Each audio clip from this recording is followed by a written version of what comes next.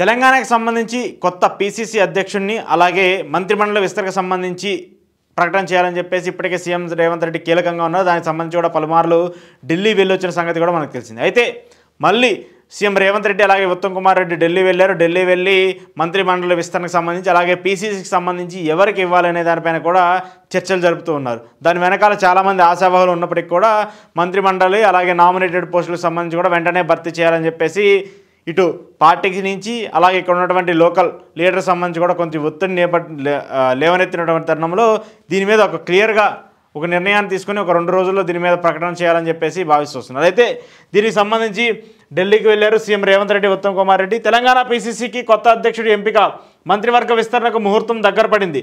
వీటిపై చర్చించేందుకు సీఎం రేవంత్ రెడ్డితో పాటు మంత్రి ఉత్తమ్ కుమార్ రెడ్డి, కాంగ్రెస్ రాష్ట్ర వ్యవహారాల ఇన్ఛార్జి దీప్ దాస్ మున్షి గురువారం రాత్రి ఢిల్లీ వెళ్లారు. ఉప ముఖ్యమంత్రి బట్టి విక్రమార్క శుక్రవారం ఉదయం వెళ్లనున్నారు. ఏఐసీసీ అధ్యక్షుడు ఖర్గే నివాసంలో శుక్రవారం మధ్యాహ్నం 12 గంటలకు జరిగే సమావేశంలో అగ్రనేత రాహుల్ గాంధీ, ఏఐసీసీ ప్రధాన కార్యదర్శి కేసీ వేణుగోపాల్ తదితరులు పాల్గొనే అవకాశం ఉంది. మంత్రివర్గంలోకి మరో 4. ఏపీ పీసీసీ కొత్త అధ్యక్షుడు మంత్రివర్గ విస్తరణపై గతంలో పలుమార్లు చర్చలు జరిగినా కొలిక్కి రాలేదు. ముఖ్య నాయకుల మధ్య ఏకాభిప్రాయం కుదరకపోవడంతో వాయిదా పడుతూ వచ్చింది. మంత్రివర్గంలోకి 6 తీసుకునే అవకాశం ఉండగా ప్రస్తుతం 4కి చోటు కల్పించామని తెలుస్తుంది. మాజీ మంత్రి సుదర్శన్ రెడ్డి, కోమటిరెడ్డి రాజగోపాల్ రెడ్డి, వాకటే శ్రీహరి, ముదిరాజ్, మల్రెడ్డి రంగారెడ్డి, ప్రేమ్ సాగర్ రావు, వివేకులతో 4 గురించి అవకాశం లభించినట్టు భావిస్తున్నారు. అంటే వీళ్ళ 6లో ఒక 4కి అవకాశం కల్పించే అవకాశం ఉన్నట్టు తెలుస్తుంది. శ్రీహరికి మంత్రివర్గంలో చోటు కల్పిస్తామని రేవంత్ రెడ్డి బహిరంగానే ప్రకటించారు. తాము తిరిగి పార్టీలో చేరేటప్పుడు మంత్రివర్గంలోకి తీసుకుంటామని హామీ ఇచ్చారని కోమటిరెడ్డి రాజగోపాల్ రెడ్డి, వివేక్ చెబుతున్నట్లు తెలిసింది. ఉమ్మడి నిజామాబాద్ జిల్లా నుంచి ప్రస్తుతం మంత్రివర్గంలో ఎవరూ లేరు. పార్టీ సీనియర్ నాయకుడు సుదర్శన్ రెడ్డికి ఖచ్చితంగా అవకాశం లభిస్తుందని ప్రచారం ఉంది. సీఎం కూడా ఆయనకు అవకాశం ఇవ్వాలని కోరుతున్నట్లు తెలిసింది. మరో సీనియర్ ఎమ్మెల్యే మల్రెడ్డి రంగారెడ్డి కూడా గట్టిగా పోటీ పడుతున్నారు. రాజగోపాల్ రెడ్డి, సుదర్శన్ రెడ్డిలో ఒకరికి అవకాశం లభిస్తే మల్రెడ్డికి అవకాశం మెరుగుపడవచ్చు.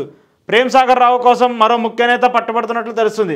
మదన్ మోహన్ రావు కూడా గట్టి ప్రయత్నాలు చేస్తున్నట్టు సమాచారం. మైనార్టీల నుంచి కూడా ఒకరికి అవకాశం కల్పించాలనే ఆలోచనలు చేస్తున్నట్లు సమాచారం. మంత్రివర్గానికి సంబంధించి ఆశావహులు ఎక్కువ ఉన్నప్పటికీ కూడా 4 లేదా 6 మాత్రమే ఇంకా చోటు ఉండే అవకాశం ఉంది. కాబట్టి ఈ 6 ఎవరుంటారనే దాని మీద కూడా కొంత చర్చ అయితే నడుస్తుంది. అయితే ఇక్కడ ముఖ్యంగా ఏంటంటే వేరే పార్టీ అంటే బీజేపీ నుంచి కాంగ్రెస్లో చేరిన వాళ్ళుగా ఉన్నటువంటి వివేక్ కానివ్వండి, రాజగోపాల్ రెడ్డి కానివ్వండి, వీళ్ళిద్దరికి కూడా మంత్రి పదవి ఇస్తామని చెప్పేసి పార్టీలోకి తీసుకున్నారు. సో వాళ్ళకు కూడా అవకాశం ఇవ్వాలని చెప్పేసి కూడా వాళ్ళు భావిస్తూ వస్తున్నారు. మరి దీనికి సంబంధించి ఎవరికి ఇస్తారు అనేది కూడా కొంత చర్చ అయితే నడుస్తుంది. అలాగే మల్రెడ్డి రంగారెడ్డి కూడా ఆయన ఆశ చూపిస్తున్నారు మంత్రివర్గానికి సంబంధించి, ఆయనకు కూడా ఇస్తామని చెప్పేసి తెలుస్తుంది. సో దీనికి సంబంధించి కూడా కొంత కన్ఫ్యూజన్ ఉన్నప్పటికీ కూడా త్వరలోనే దీనికి సంబంధించి క్లారిటీ ఇవ్వాలని చెప్పేసి రేవంత్ రెడ్డి భావిస్తున్నారు. ఇక పీసీసీ రేసుకు సంబంధించి కూడా 5 పేర్లు ప్రధానంగా వినిపిస్తున్నాయి. ఈ 5 ఎవరో ఒకసారి చూస్తే పీసీసీ అధ్యక్ష పదవికి బీసీల నుంచి మహేష్ కుమార్ గౌడ్, మధు యాష్కి గౌడ్, ఎస్సీల నుంచి సంపత్ కుమార్, లక్ష్మణ్ కుమార్, ఎస్టీల నుంచి ఎంపీ బలరాం నాయకులు పరిశీలనలో ఉన్నారు. ఎస్టీలకు అవకాశం ఇవ్వాలనుకుంటే వర్గీకరణ తీర్పు నేపథ్యంలో లక్ష్మణ్ కుమార్కు, ఎస్టీలకు ఇవ్వాలనుకుంటే బలరాం నాయక్కు, బీసీలకైతే మహేష్ కుమార్ గౌడ్కు ఎక్కువ అవకాశం ఉన్నట్లు తెలుస్తుంది. సామాజిక సమీకరణాలను పరిగణలోకి తీసుకొని మంత్రివర్గం, PC chief, deputy speaker, chief whip ఇలా అన్ని పదవులపైన చర్చించి తుది నిర్ణయం తీసుకునే అవకాశం ఉన్నట్లు సమాచారం. అంటే ప్రస్తుతం ముఖ్యమంత్రిగా రెడ్డి సామాజిక వర్గానికి సంబంధించిన వ్యక్తి ఉన్నారు కాబట్టి బడుగు బలహీన వర్గాలకు సంబంధించి ఉన్నవారికి పీసీసీ పదవి ఇవ్వాలని చెప్పేసి కాంగ్రెస్ అధిష్టానం భావిస్తుంది. దానికి సంబంధించి 5 పేర్లు కూడా పరిశీలనలో తీసుకున్నట్టుంది.